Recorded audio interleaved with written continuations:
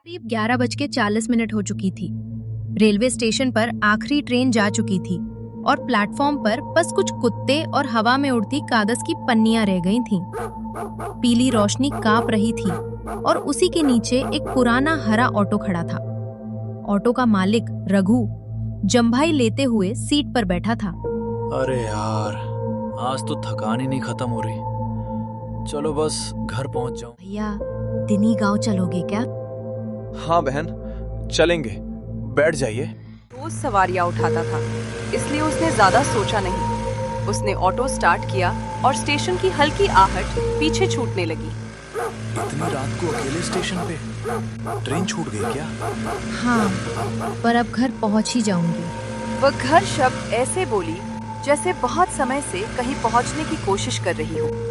रास्ता कच्चा था, दोनों तरफ सरकंडों के झुंड थे और हवा में अजीब सी ठंडक थी। वो वाली नहीं जो सर्दी में लगती है, बल्कि वो जो रीढ़ में उतरकर दिल की धड़कन बदल देती है। बहन, आप दिनी गांव के कौन से हिस्से की हो? बरकत वाले मोड़ के पास। अरे वहाँ तो कोई रहता ही नहीं। रघु भैया, पीछे मत देखना। क्यों? रात में पीछे देखने से कभी-कभी कोई और भी दिख जाता है। जैसे जैसे आगे बढ़ रहा था, रास्ता और गहरा और काला होता जा रहा था। कभी हवा रुक जाती, कभी अचानक तेज चलने लगती, जैसे कोई पास से गुजर रहा हो। बहन, यहाँ कोई खड़ा है रात? आगे बढ़ते रहना। बहन, आप जानती हो ये क्या था? छोड़ो, रात में ये रास्ता हमें सिर्फ देखता नहीं, बर्ताव भी करता है। मोड़ आ रहा था जिसके बारे में हर कोई कुछ न कुछ डरावना किस्सा सुनाता था। मोड़ पर एक विशाल बरगद का पेड़ था, जिसकी जटाएं सड़क पर ऐसे पड़ी थीं जैसे किसी के हाथ। यहीं रोक दो। अभी यहाँ? ये तो कोई नहीं रहता यहाँ। यही मेरा घर है। लेकिन यहाँ तो कोई।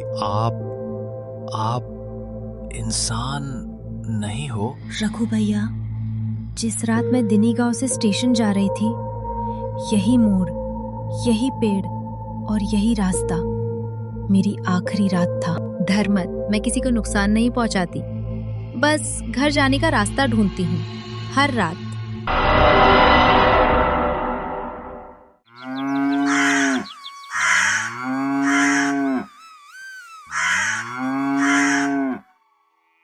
सुबह हुई।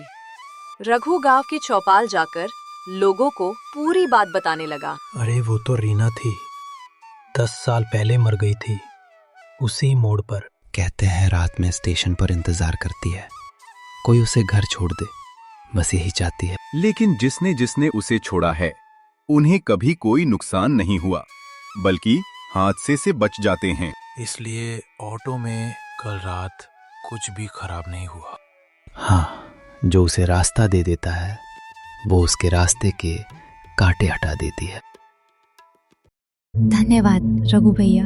कभी कभी कुछ आत्माएं डराने नहीं आती, वे बस घर पहुंचना चाहती हैं। और कभी कभी हम वही वाहन बन जाते हैं जिससे वे अपनी आखिरी यात्रा पूरी करती हैं।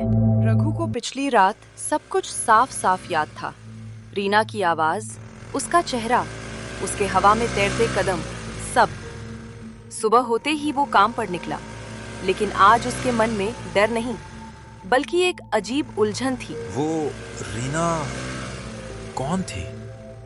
क्यों स्टेशन पर भटकती है? और उसने मुझे धन्यवाद क्यों कहा? मायरा काका, उस बरगद पे क्या हुआ था? उस बरगद पर रीना की मौत नहीं हुई थी बेटा, मौत कहीं और हुई थी।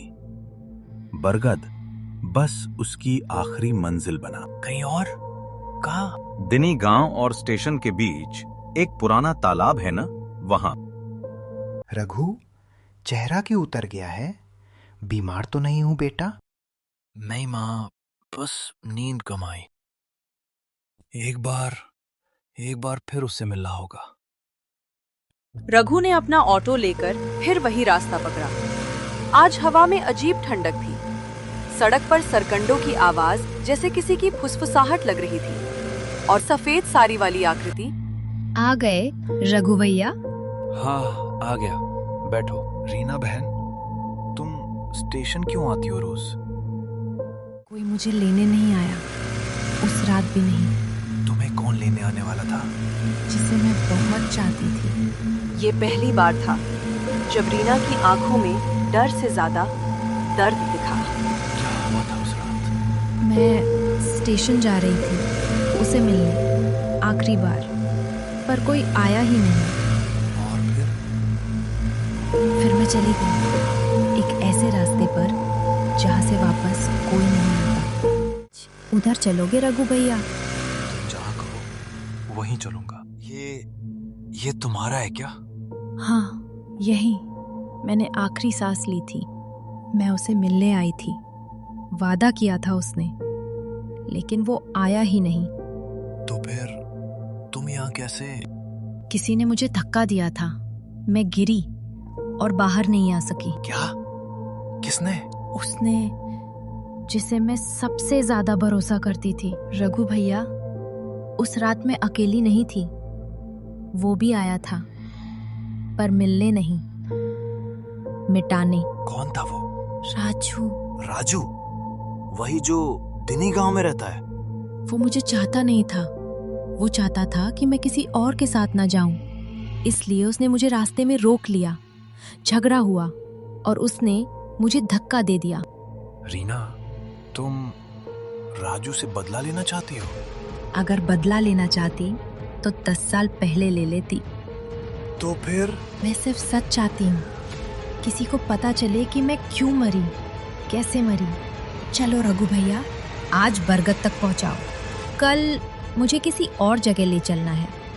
कहाँ? जहाँ मेरा सच है। वो चढ़ी नहीं, बस हवा में चलते हुए बरगद तक गई। रघु वही खड़ा देखता रहा। दूसरी रात की बातें रघु के दिमाग में हथौड़े की तरह बज रही थी। रीना ने राजू का नाम लिया था और वो सब तालाब पर बताया था, जो किसी को न पता था। क्या हुआ बेटा? परेशान दिख रहा है। कुछ नहीं माँ, बस नींद कम हुई। रात गहरा हो तो बाहर मत जाया कर। कई परछाइयां इंसान के पीछे चल पड़ती हैं। ही जगह थी जहाँ लोग कहते थे, रात में यहाँ पेड़ हिलता नहीं, खुद किसी को बुलाता है। आ गए रघु भैया? हाँ, तुमने यहीं बुलाया था। आज बहुत कुछ बताना है, लेकिन पहले मुझे वहां ले चलो। कहाँ? पुराने कुएं पर। मैं अब तुम्हें कोई नुकसान नहीं करूंगी। तुमने कहा था आज सच बताओगी।